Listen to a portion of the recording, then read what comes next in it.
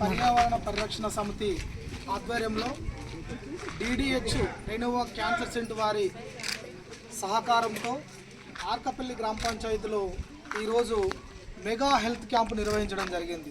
ఈ mega health క్యాంపుకు వచ్చేసి ఉమ్మడి గ్రామ పంచాయతీ ప్రజలే కాకుండా మండలంలోని వివిధ గ్రామాలలో ఉన్నటువంటి ప్రజలు గీడంగా వచ్చి ఇక్కడ ఈ మెగా హెల్త్ క్యాంపులో పాల్గొనడం జరిగింది.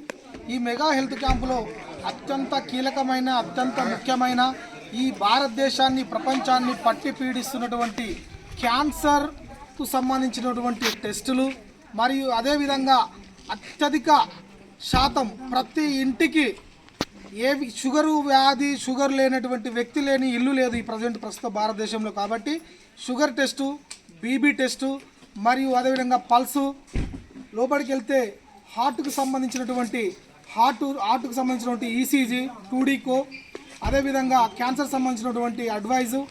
ముఖ్యంగా మహిళలు, మా మాతృమూర్తులు చాలామంది క్యాన్సర్ అంటే ఏందో తెలియని స్థాయి నుండి క్యాన్సర్ బారిన పడి మరణం వరకు చేరేటువంటి దుస్థితి ఈ గ్రామీణ ప్రాంతాలలో ఉంది. కాబట్టి అత్యధికంగా వచ్చే క్యాన్సర్ రోగాలు మహిళలలో రొమ్ము క్యాన్సరు మరియు అదేవిధంగా గర్భం సంబంధిత సర్వైకల్ క్యాన్సర్ వస్తుంది. కాబట్టి ఈ క్యాన్సర్ నివారణ కోసం పర్యావరణ పరిరక్షణ సమితి ఆధ్వర్యంలో ఇక్కడ మెగా హెల్త్ క్యాంప్ నిర్వహించడం జరిగింది.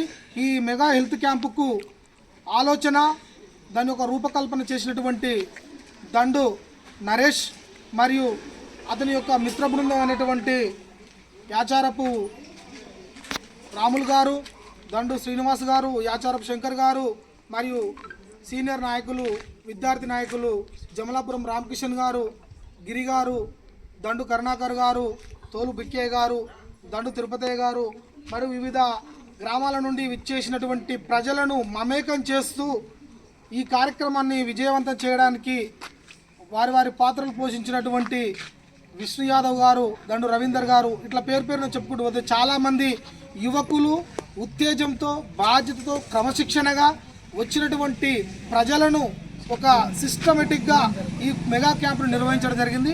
ఈ మెగా క్యాంపుకు అందరి సహకారం అందించినటువంటి గ్రామ పంచాయతీ సిబ్బందికి మరియు ప్రత్యేకమైన చొరవ చూపినటువంటి పంచాయతీ సెక్రటరీ గారికి మరియు నూతనంగా బాధ్యతలు చేపట్టినటువంటి కల్లు భాగ్యలక్ష్మి గారికి మరియు ఈ సమావేశానికి హాజరైనటువంటి పత్రికా మిత్రులకు మరియు వివిధ ప్రజలందరికీ ధన్యవాదాలు తెలియజేస్తూ థ్యాంక్ యూ.